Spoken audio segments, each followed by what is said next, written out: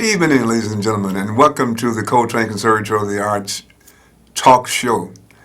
And we're going to be talking for the last time this week for a while. We won't be on after this week until 12 weeks from now. 3 months from now, we'll be back. But right now, we're going to be going off, and we want you to be cognizant of that, so you won't look for us on 7:30 on Monday of over the next 12 weeks. Now, I'd like for you to get a pen, as you always do, and pencil. My name is Joe Pace III, and I am your host for the last 12 weeks. And again, we appreciate you joining us.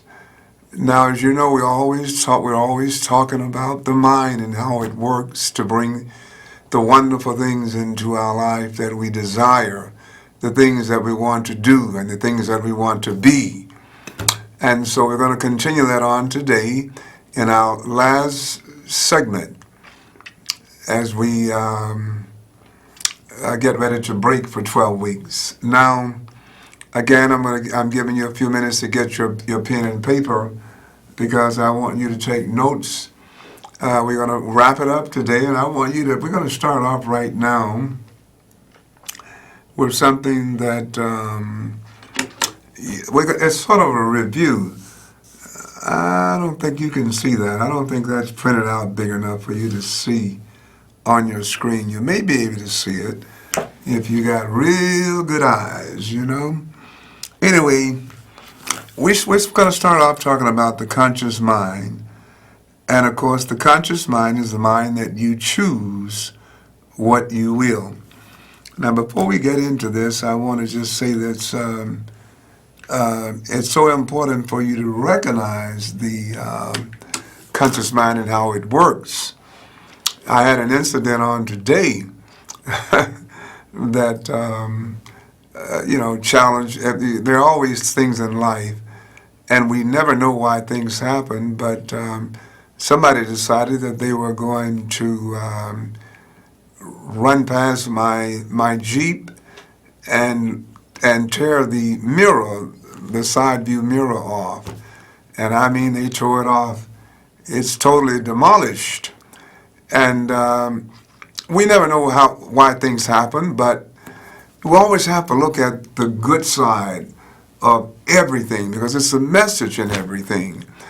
And the lady across the street who is very elderly, she came across, she told me, she called me when I came out to my car to tell me that somebody had run into my car and tore the mirror off and kept going.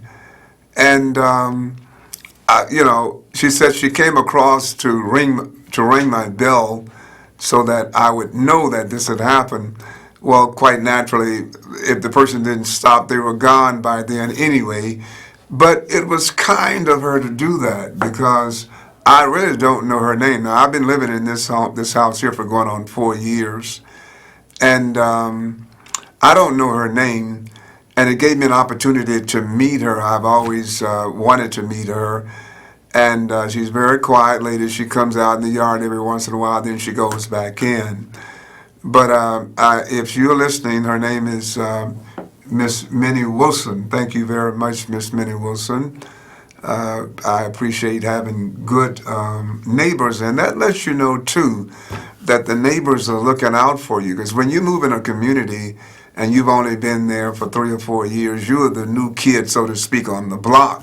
These people have been around. She told me she had been there for 60 years, okay? And she's probably been there longer than anybody around in that area on that block.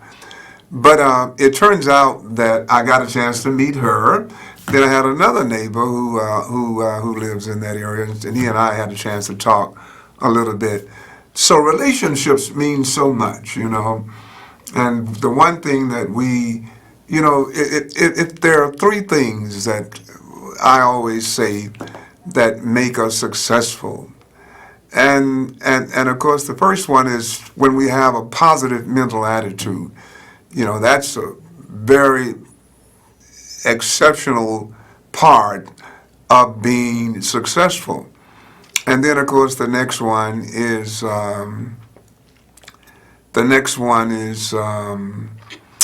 having good health, and how we know how important that is. And then finally, the third one is having good relationships with people. Never let anything bother you so badly until you fall out of a relationship with people. There are going to be situations that happen, but handle them with a positive mental attitude. So I figure that in spite of the fact that my car was damaged and so forth and so on, that was perhaps a benefit in my life for something I wanted to do a long time, and that was to meet more of my neighbors. I know some of them, but the more you know, the better off you are, the more fulfillment you have in life. Okay, now, so the first thing about it is our conscious mind. Now, we talked about the conscious mind, and we talked about the subconscious mind. Now, remember that the conscious mind is that mind that gives us the ability to choose. We can choose whatever we want to flow into this conscious mind of ours. We can reject whatever we want. We can accept or receive into our conscious mind whatsoever we want. And no one can deny us that. I don't care if it's one thing in life that we have been blessed as human beings to have, and that is a volition of thought, the ability to choose whatever we want. No one can ever tell us what or what not to think. And that is a fact, folks. So be very careful about the things you let flow into your mind. Be extraordinarily careful about the things that you accept, the things that you embrace, the things that you allow to come into your conscious mind. Because guess what? Those things eventually make their way to the subconscious mind. And the subconscious mind is sort of like the storehouse. It's the base. It's where everything goes and stays. It's like a data bank, okay? And we liken it to a garden because the thoughts that we bring into our mind, they're like seed. And we refer to them as thought seed, okay? And these seed, guess what? They grow in the same way that a seed would grow in soil in our backyard or in the farmer's field. They grow in the same way. They have a likeness. In other words, when you plant a seed of peace and harmony, that comes back into your life. That grows after the nature of what it is. When we plant a pumpkin seed in our garden, in the backyard, or collard greens, tomatoes, squash, we're going to get that. We're not going to plant cucumber seed and suddenly watermelons start to pop up. It just doesn't work that way. And so after the nature of every thought that we think, there is some sort of effect, something that we compare to fruit that will blossom and materialize and be realized in our life. So we want to make certain that we understand that clearly. And there is no canceling out of that particular law. That's the law of planting or sowing and reaping, of planting and harvesting, of cause and effect. There is nothing on the outside of that law in this entire universe. Everything is subject to cause and effect, or to sowing and reaping. Don't ever forget that. You know, I can't. If it's one point that I want you to have really gotten in these last 12 weeks, is this point right here. You cannot think any kind of thoughts about other people, about yourself, about life in general, and expect for good experiences to be rampant and widespread in your life. You can't do it. It just cannot be done, you know. And we want to make sure that we get this point down. If you don't write anything else, write down this, because cause and effect is very, very strict. It's a very strict rule, you know. So get that point down, please. Now let's keep going. I'm going to put this back up here. Some of you may be able to see this and may be able to write some of these principles off down on your pad so you can study them. Okay? Now, let's talk about a positive mental attitude. Everybody needs a positive mental attitude because stuff happened to you like happened to me on today. And that's not the last time something's going to happen. But guess what? That is by far not the worst thing that could happen to a human being. Okay? That's why I'm able to talk about it and not be pushed into a negative mental attitude because of it. Now, honesty is part of having a positive mental attitude, and you will see that in the subtitle A. Okay? So that means that we have to be honest not only with ourselves, but we have to be honest with others. Okay? In other words, thank you. In other words, can you see that better? I think you all can see that better now, can you? Okay, we just got some help from one of our wonderful production people here at the station. Okay, now here's the thing. A positive mental attitude, honesty. We have to be honest about everything. We have to be honest about whether or not listen, sometimes we get cold feet about things. Some of us, we don't have the courage to do what we need to do. And the word courage is on there if you see that. You see, that's one of the positive mental attitudes that we should have. And unfortunately, sometimes we don't have the compassion that we should have. You know, compassion comes out in a lot of different ways, you know. And the word compassion really means that we're looking out for one another, okay? And that is a very important thing to have. In other words, I know I was at a jazz festival on last night, the Hyde Park Jazz Festival. I got out there. It was raining, you know, but I was able to see at least about 1 hour of the show, and I had my umbrella, so everything went just fine. But it turns out that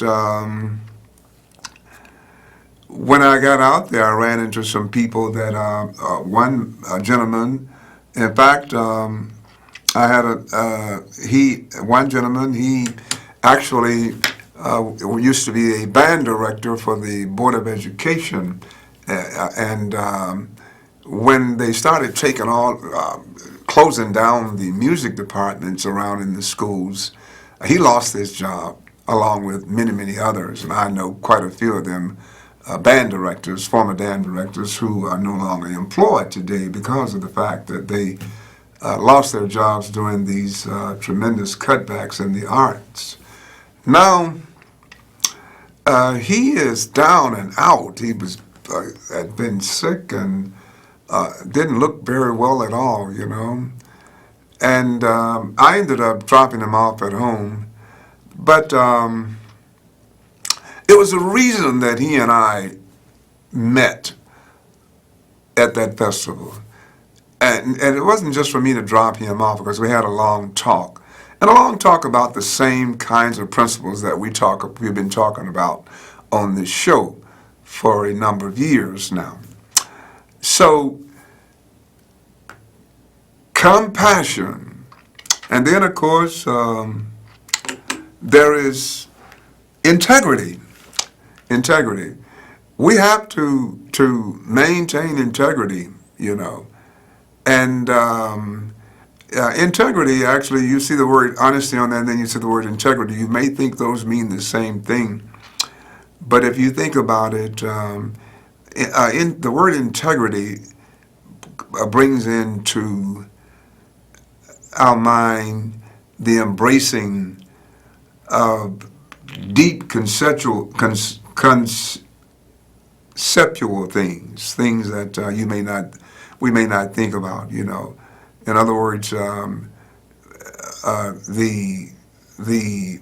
depths, I would say, of honesty would be integrity.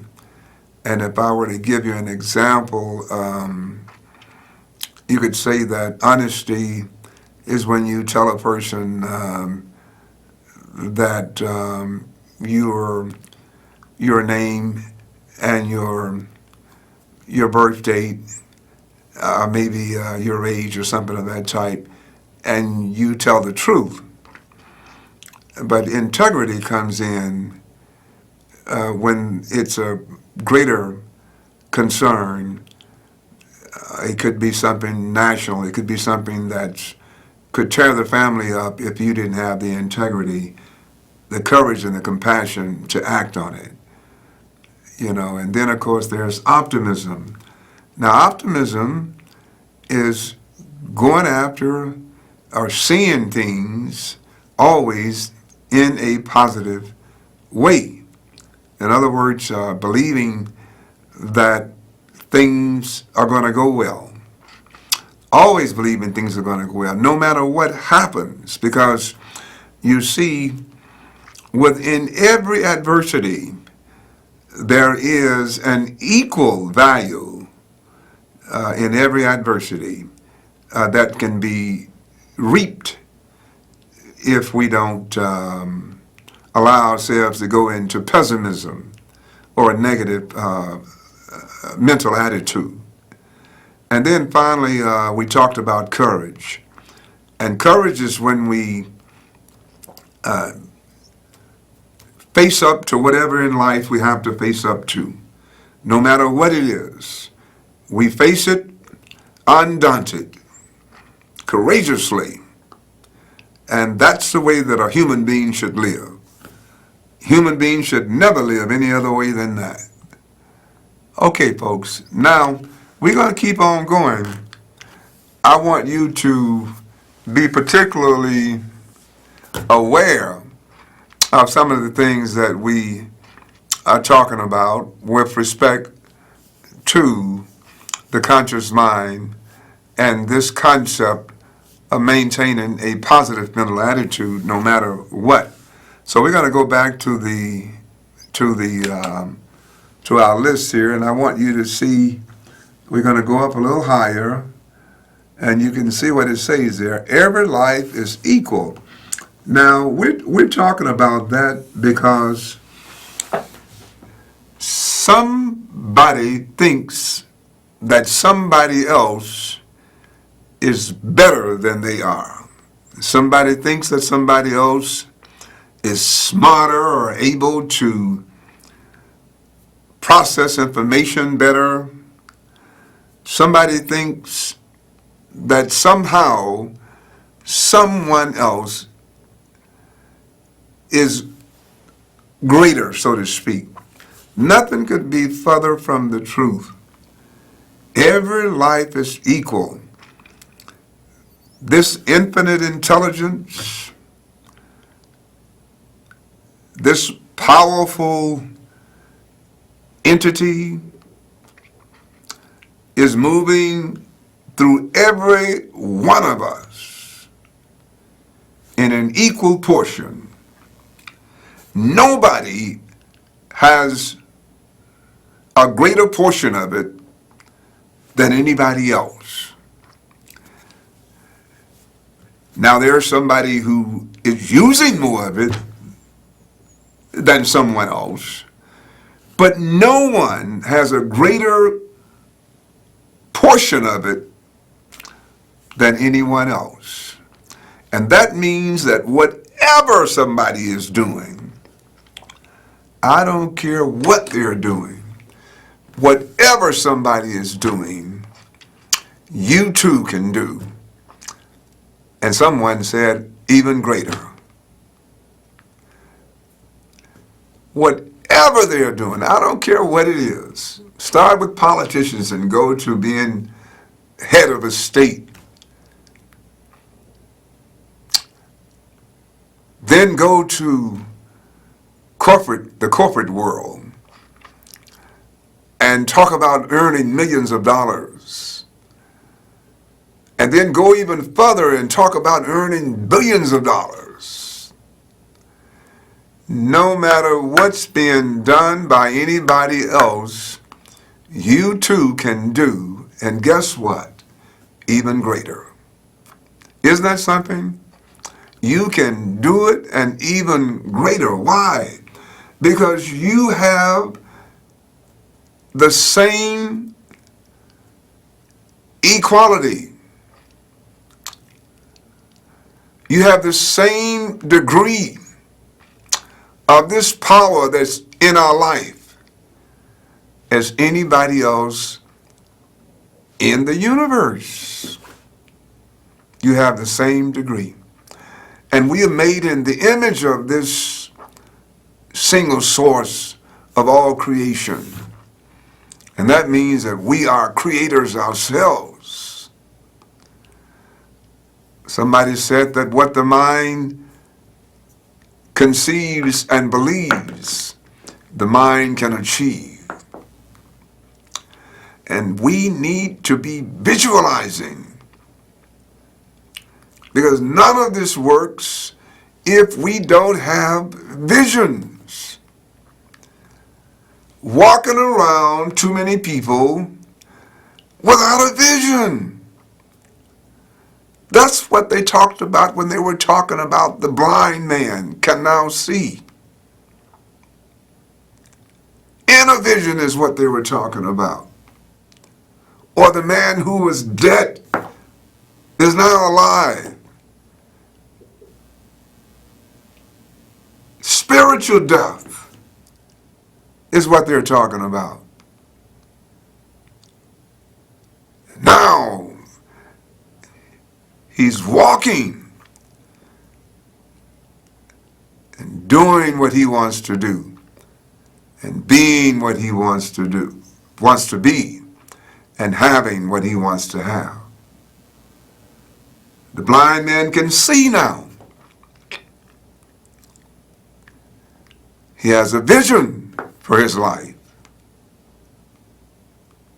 I hope you've written this down, because this is our last time. And some of you out there may have a hard time believing these things, but I get the feeling some of you all out there are waking up too. Okay, now let's continue. All right, let's take a look at the goals. Here we said, let's go to number 6, which is our final.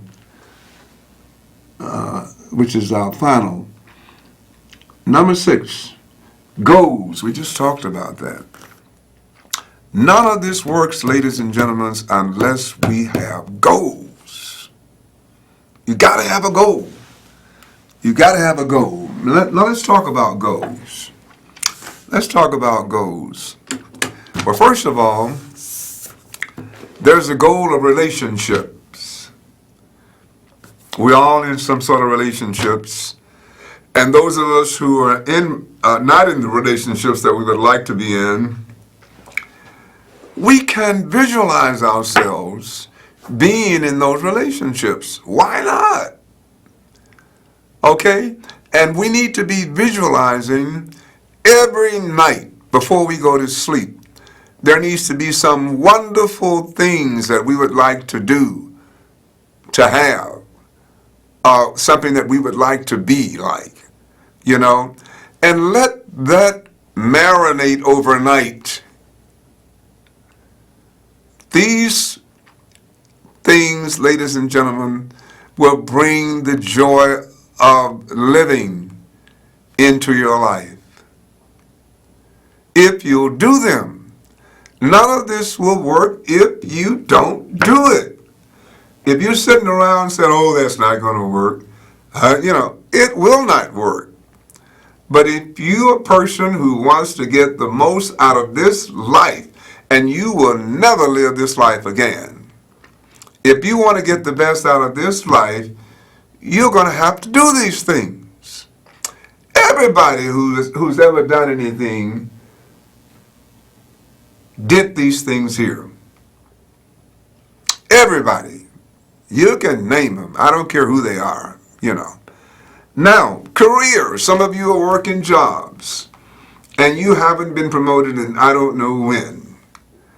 See yourself. Start acting like you're that person that you want to be promoted to. That's called the acting technique. We have to assume these roles, and pretty soon we start to feel them, and people start to see us like them.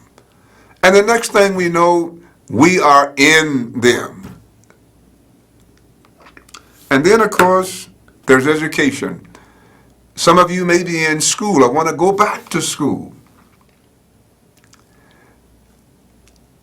See yourself registering in the classroom and walking across the stage with that piece of paper. See yourself doing it. You can do it. You can do it. And then, of course, there's happiness. That's a goal. People don't look at that as being a goal. Pray for that. When I say that, I mean pray, visualize, meditate on it, because everything is a prayer.